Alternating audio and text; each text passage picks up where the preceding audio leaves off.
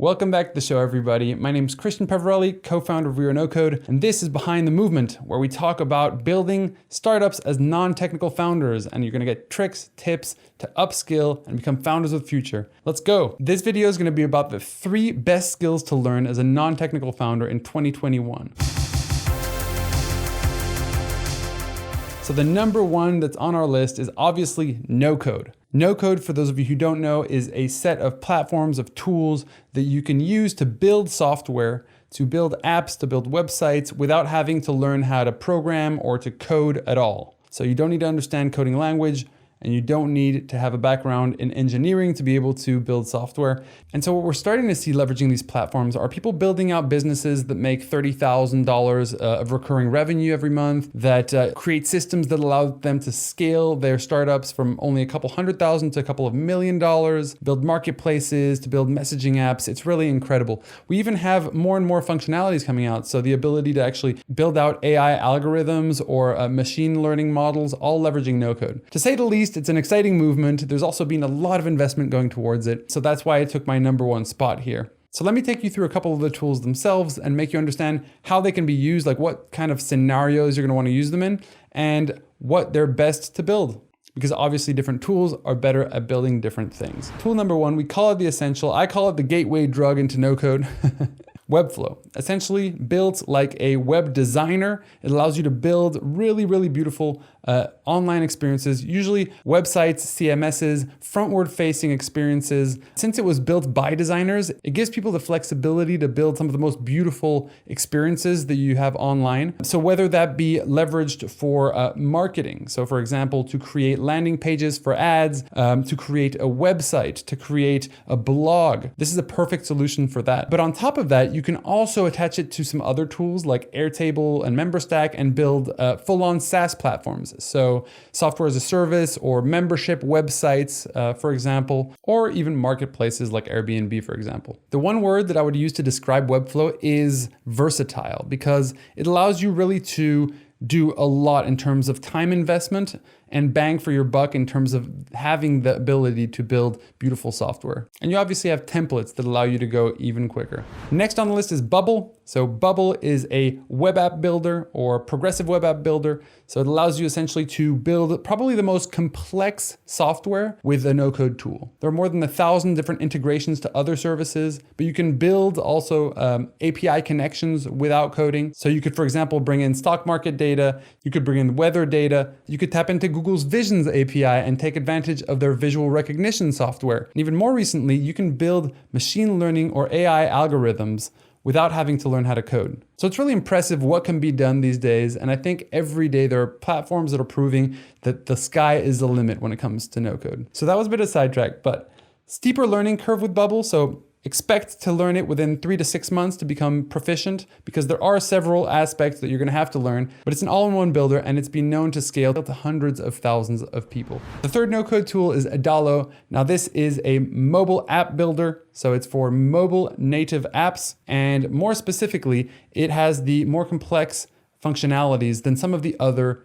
app builders. So there are simpler app builders, but Adalo is probably the one that gives you the deepest functionalities and allows you to, again, take advantage of their components, tap into APIs, and do more complicated workflows as well. And then there's software that allows you to build software as a service platforms. It's a web app builder as well. You could build SaaS platforms, you can build membership sites, you can build all types of other use cases. So you're gonna have to check out whether or not your use case is within their portfolio of specialties. So that was an overview of the first part, which is all about building product as a non-technical founder. And so no code is the best solution to be able to build product early on if you don't know how to code. Now let's jump into process. So we're gonna talk now about number 2, and that is automation. And what automation is really great at is at taking out all of those mundane tasks that you have to do over and over again. Lately, I've been talking about this idea about automation. A lot of people talk about automation like something that is going to replace their jobs. Same thing with artificial intelligence. With automation, there is this idea that we don't need humans for anything to happen. And I think what's happened essentially is that over time, we've realized that as humans, we haven't been created to be as effective at executing tasks as a computer. And so we're really going from being the executors of those individual tasks to being the masters of these tools that allow us to automate so many tasks. And so I think it's going to allow us to do a lot more with fewer resources. So it's really an upskilling opportunity. Let's talk about two different tools. The first one is Zapier. Different pronunciations, potato, tomato, whatever they say. So Zapier is very similar to an API call. Essentially, it allows you to connect two pieces of software or two APIs to each other. So the way it works is pretty simple. There are basically triggers and actions. So you're probably asking yourself, what kind of a connection can you do with Zapier? Let me give you a couple of examples. Let's say, for example, you have a landing page and you're trying to get people towards that landing page. And as soon as someone signs up for a form, they're giving you their email address. So what you can do with Zapier is actually grab that person's email and bring it to your email database or CRM so that you can send them automated emails back. So there might actually be an integration for that. But when there isn't, Zapier essentially does the work of that integration. It allows us to connect to different service and also to transfer information from one to the other dynamically. A use case, for example, for those of you who use Slack, let's say that someone has just joined your community and you want them to receive a personalized message. So as soon as that person joins Slack, what you could do is automatically add them to a channel. You could create a new channel if you wanted to, and you could basically tag them with an automated message saying, welcome, so glad to have you here. Here's how you're going to be using Slack throughout your journey. Or another example would be if you have a submission form. So let's say that you have people applying for your program and you want all that information to then be in a database, be it either Airtable, it could even be a Google Sheet. So essentially you can grab all the fields that you had there and you can put them into your database, you can put them into CRM, you can transfer that information to different places. And so now you can give access to people to that Google Sheet, and anytime that someone signs up, then they can go and do the evaluation. Now, automation tool number 2 is Integromat. Integromat is a really cool tool. It's similar to Zapier. It's a little bit cheaper. It's all about workflows. So essentially, one action is going to trigger another action that can trigger another action and another action and another action, endless actions. So Integromat, they call themselves the glue of the internet, and they also allow you to automate systems. Let's talk about a couple of them right now. So number 1 could be LinkedIn automations, so automatically sending people messages, for example, or automatically browsing profiles or following. So right now you're probably thinking about your inbox being flooded by random people asking you to buy their product. However, there is a good way to use LinkedIn for sales and marketing as well. Now, another example, for example, if you have a Shopify store and you want Shopify, every time that an order comes in, it's going to add that order to a spreadsheet, and then you have someone who's potentially creating the packages, sending them off. That person will automatically have access to that data. And so that would be a great example of something you can do with Integromat. And by the way, if you have that store, another thing you could do with Integromat is actually, as soon as someone buys, it triggers the creation of an invoice in QuickBooks. So connecting to all types of services, it's incredible. I would really recommend for you to go and check out Integromat. Whew! So that pretty much covers it for the automation part. Automation was number 2 in my list.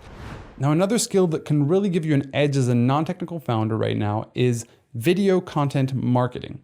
So pretty much what I'm doing here, but essentially you can use it in so many different ways. So I quickly wanted to talk about video creation, then I wanted to talk about repurposing content and also distribution and planning. Video creation, it's incredible in engaging people, in reaching out to people. You can create all types of things. You can create content marketing. You can create your own video channel like we have here, WeAreNoCode. You can create ads for your business for people to discover you based on your value proposition. You can create interviews within the industry that you're in so you can attract potential customers who are interested in this content. You can do tutorials if your audience is interested in learning things. So I'm going to be talking more about the video, but obviously you can create all types of content as well, imagery being the second best, I believe. Some of the keys that I've learned are: don't let yourself get held back by technology. Don't wait for anything to get started. I started off with just my cell phone and it was totally fine. The biggest challenge you're gonna have to face as a founder is gonna really be to overcome that fear of being out there, because you're obviously worried that people are gonna judge you for it.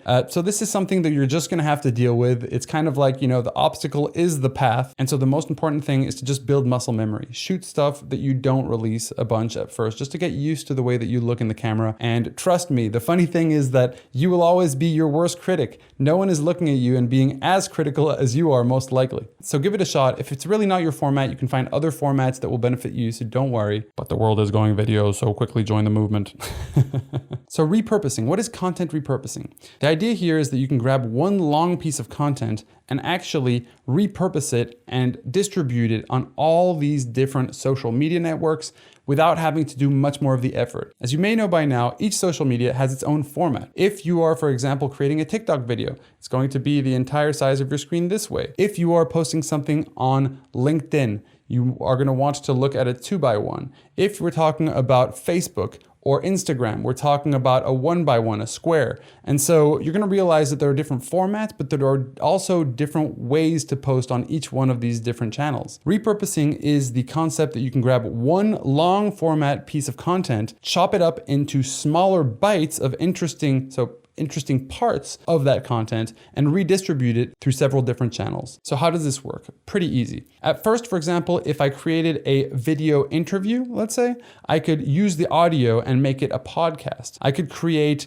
5 shorter videos that kind of highlight some of the top moments within that interview, or let's say the tips that have come out through a conversation. I could also grab that same content and create it into a meme. I could grab the audio and put it on top of an image. I could do all sorts of content that can be used through all my different channels. And that's where we come into the distribution part of things, because each one of these different individual posts, it takes time to post, right? So you can use a tool like Hootsuite or Buffer to essentially schedule each one of your content releases, which allows you to upload all of your content all at once and plan it. So you can essentially create the content for 1 week, then you can plug it in at the end of that week and it can run for the entire month or 2 months, whatever you've planned out for. So as you can see, if you master these 3 skills, not only do you know how to get eyeballs, you also know how to build software to monetize those eyeballs, and you've been able to automate some of that process so that you don't have to do all the mundane tasks behind